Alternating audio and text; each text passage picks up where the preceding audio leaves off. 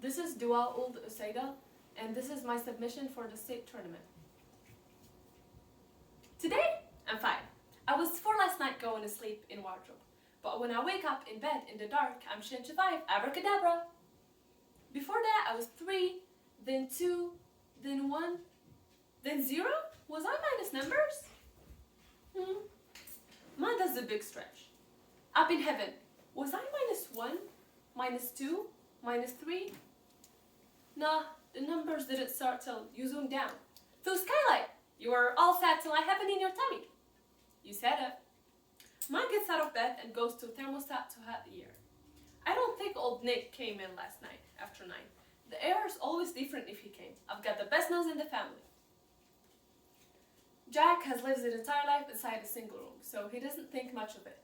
But when his mother decides to tell him shortly after he turns 5 why they've been living in that room and that there is so much more to the world beyond its walls, Jack's life has changed forever. Room, a novel by Emma Donoghue.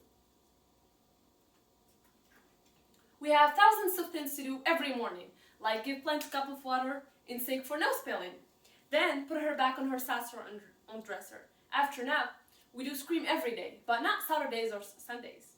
We clear our throats, then we open wide our teeth and shout, howl, yowl, yowl, shriek, screech, scream the loudest possible. Then we shush with fingers on lips. I asked Ma once what we're listening for, and she said, just in case. You never know. Bunnies are TV, but carrots are real. I like their loudness. Forests are TV, and also jungles and deserts and streets and skyscrapers and cars. Women aren't real like Ma is. Men aren't real, except old Nick. And I'm not actually sure if he's real for real. He brings groceries and Sunday treat and disappears the trash. But he's not human like us. He only happens in the night, like bats. When old Nick creaks bed, I listen from wardrobe and count 5s on my fingers. I always have to count till he makes that gaspy sound and stops. God's yellow face isn't coming in today. Ma says he's having trouble squeezing through the snow. What snow? See, she says, pointing up. There's a little bit of light at skylight stop. The rest of her is all dark. TV snow's white, but the real isn't. That's weird. Why it doesn't follow us? Because it's on the outside. In TV? I ask. No, outside. Listen, what we see on TV it's pictures of real things. That's the most astonishing thing I've ever heard. Dora the Explorer is real for real? No. Sorry. Lots of TV is made up pictures, like Dora's just a drawing. But the other people, the one with faces that look like you and me, they're real. And the places are real too, like farms and forests and airplanes and cities. Nah. Why is she tricking me? Where would they fit? Out there, says Ma. Outside. She jerks her head back. Outside bed wall? I stare at it. Outside room. She points the other way now, and as to wall, her finger goes around in a circle. Jack, this is important. I wouldn't lie to you about this. I couldn't tell you before because you were too small to understand. So I guess I was sort of lying to you back then. But now you're 5. I think you can understand. I shake my head. You know how Alice wasn't always in Wonderland? Remember, she was lying in the grass. Then she fell down the whole 4,000 miles, but she didn't hurt herself. Well, I'm like Alice, says Ma. I was 19. I was a student. It was early in the morning. I was crossing a parking lot to get to the college library, and this man, old Nick, ran up asking for help. His dog was having a fit, and he thought he might be dying. He put a blindfold, but the dog was just a trick to get me into his pickup truck. He put a blindfold on me. He made me take some bad medicine so I'd fall asleep. Then when I woke up, I was here. Ma's rocking and rocking. I used to dream about being rescued, she says. I wrote notes and hid them in the trash bags.